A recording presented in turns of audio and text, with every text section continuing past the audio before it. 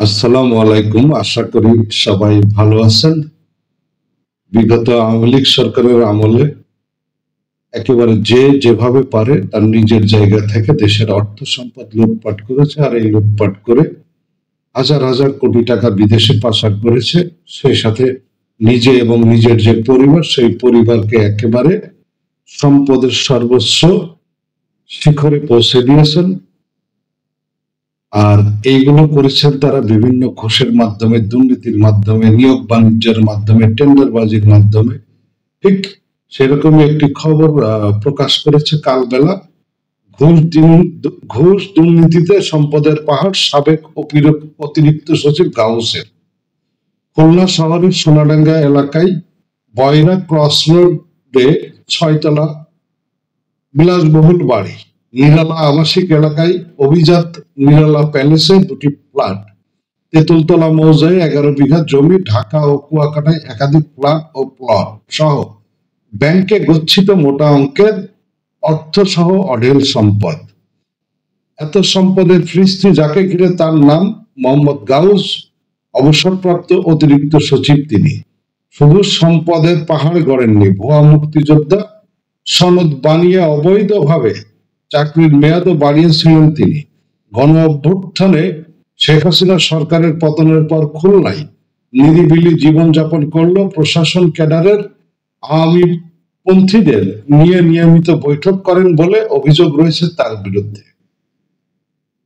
অনুসন্ধানে দেখা যায় খুলনার তেরখাদা উপজেলার বারাসাত ইউনিয়নের কাউসার মোল্লার ছেলে মোহাম্মদ গাউস মোল্লা 1985 সালে চাকরিতে যোগদানের পর থেকেই চাকরি জীবনে ক্ষমতার অপব্যবহার, ঘুষ, উন্নয়ন প্রকল্প থেকে কমিশন নেওয়া সহ বিভিন্ন অনিয়মে জড়িয়ে মালিক হয়েছেন শত কোটি টাকার। আওয়ামীপন্থী অফিসার হিসাবে এইচ.টি. ইমাম ও ডক্টর মশিউর রহমানের সঙ্গে বিশেষ সখ্যতা থাকায় অনিয়ম দুর্নীতিতে জড়ানোর পর বারবার পেয়েছেন দায়মুক্তি ও পদোন্নতি। কোন জেলায় ডিসি না থাকার পরও হয়েছেন বিভাগীয় কমিশনার ও অতিরিক্ত সচিব। চাকরি জীবনে তার যত অনিয়ম। 1985 সালে পাটগ্রাম উপজেলায় সহকারী কমিশনার হিসাবে চাকরিতে যোগদান করেন মোহাম্মদ গাউস। এরপর হাতিয়াবান্ধা উপজেলায় ছিলেন নির্বাহী ম্যাজিস্ট্রেট। 1988 সালের ভয়াবহ বন্যায় লালমনিরহাট জেলা ত্রাণ ও পুনর্বাসন কর্মকর্তার দায়িত্বে ছিলেন গাউস। ত্রাণ নিয়ে কোটি টাকার দুর্নীতির অভিযোগ ওঠে এই আমলার বিরুদ্ধে। ব্যাপক সমালোচনার মধ্যে তদন্ত কমিটি গঠন হওয়ায় তাকে বদলি করা হয় সাতক্ষীরা জেলা পরিষদের সচিব হিসাবে। সেখানে টাকা নিয়ে অবৈধ উপায়ে দোকান বরাদ্দ দেওয়ায় ব্যাপক তোলপাড় শুরু হয়। তদন্তে অভিযোগ প্রমাণিত হয়, আবারও বদলি হয় নীলফামারীতে। সেখানে পাটগ্রাম ও হাতিয়াবান্ধা ও নীলফামারী তামাক চাষীদের সঙ্গে অবৈধ সিন্ডিকেট গড়ে তুলেছেন ব্যাপক সম্পদ। সেখান থেকে যশোরের অভয়নগর ও কেশবপুর এর ইউনো থাকা অবস্থায় সখ্যতা তৈরি হয় সাবেক মন্ত্রী ইসমত আরা সাদেকের সঙ্গে। এরপর 2018 সালের ডিসেম্বর মাসে আওয়ামী লীগ ক্ষমতায় আসলে পরে আর তাকে পেছনে ফিরে তাকাতে হয়নি।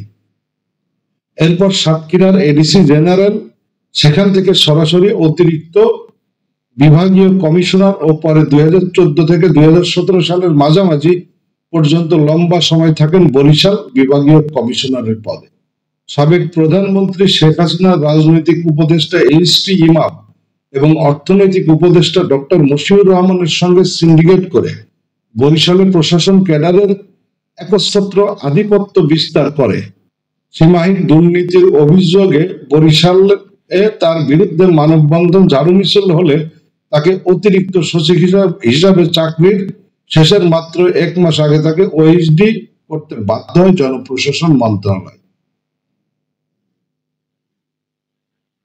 বিতর্ক, মুক্তিযোদ্ধার সনদ বাড়িয়েছেন চাকরির মেয়াদ।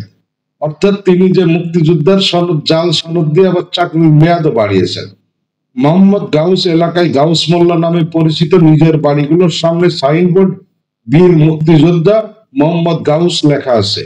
মুক্তিযোদ্ধা হিসাবে চাকরির মেয়াদও বাড়িয়েছেন তিনি। তবে তার এলাকার একাধিক মুক্তিযোদ্ধার সঙ্গে যোগাযোগ করলে জানা যায় তিনি কোথায় কিভাবে মুক্তিযুদ্ধ করেছে আমরা জানি না। এই এলাকার বেশিরভাগ মুক্তিযুদ্ধে তাকে মুক্তিযোদ্ধা হিসাবে চেনে না।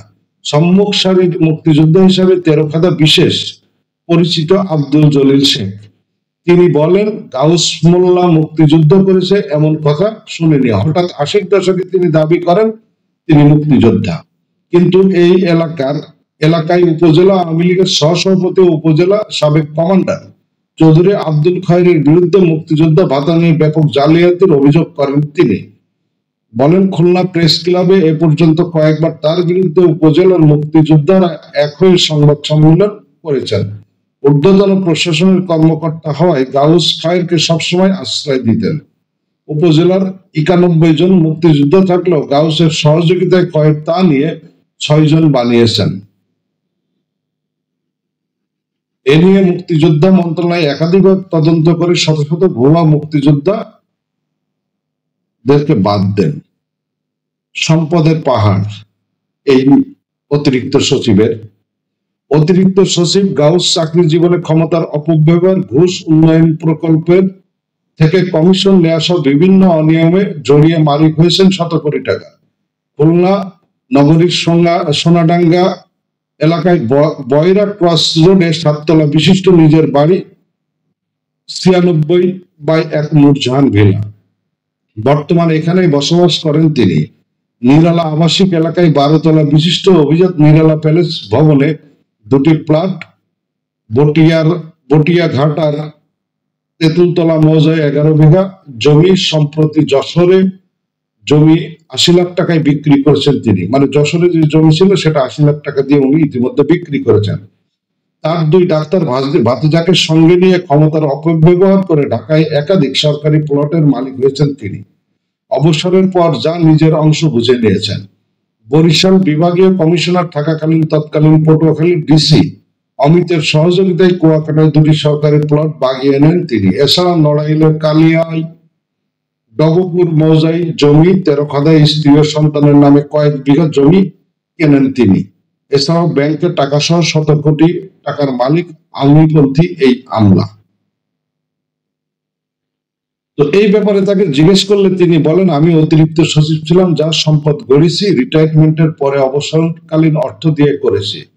অর্ধেক ট্যাক্স ফাইলে দেখানো হয়েছে আর বাকি অর্ধেক এবার ট্যাক্স দেওয়ার সময় দেখানো হবে। কোনো অবৈধ সম্পদ আমার নেই, যা আছে তা দৃশ্যমান। মুক্তিযোদ্ধার বিষয়ে তিনি বলেন, আমি ভারত থেকে আসা মুক্তিযোদ্ধা। আমি এক জায়গায় যুদ্ধ করেছি আর জলিল ভাই আর এক জায়গায় যুদ্ধ করেছে, আমার সঙ্গে দেখা হয়নি। আর একজন গাউস আছে ১৩ খাদায়, তার সার্টিফিকেট নিয়ে বিতর্ক আছে।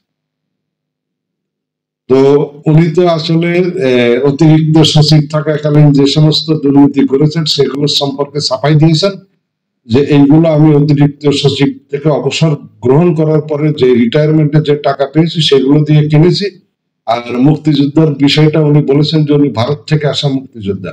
তো ভারত থেকে আসা মুক্তিযোদ্ধা হলো কোনো না কোনো সেক্টরে তো সে যুদ্ধ করেছে, তো সেই সেক্টর কমান্ডারকে ধরলে আসলে বিস্তারিত বের হয়ে যাবে। এটা শুধু এই গাউস না, আওয়ামী লীগের সময় এরকম আপনার হাজার হাজার ভুয়া মুক্তিযোদ্ধা হয়েছে, যেগুলো প্রথম আলো সব বাংলাদেশের বিভিন্ন পত্র পত্রিকায় আওয়ামী লীগ আমলে কিন্তু প্রকাশিত হয়েছিল। তো যাই হোক, আমরা চাই না যে পরবর্তীকালে এরকম কোন গাউস আসলে তৈরি হোক, যারা সরকারি আমলা দ্বারা দেশের জন্য কাজ করবে, দেশের মানুষের জন্য কাজ করবে। ভালো থাকবেন সবাই।